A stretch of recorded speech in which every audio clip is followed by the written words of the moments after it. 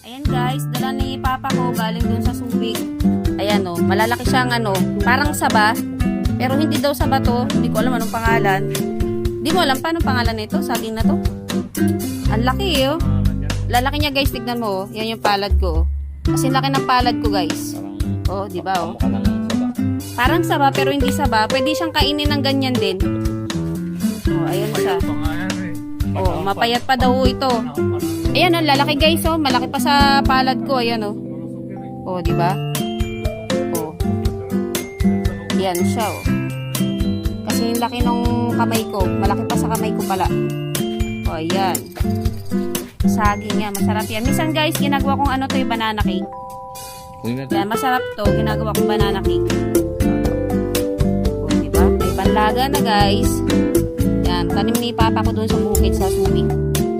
Sa manggahan sa lugar namin. Ayan oh, lalaki. Diba?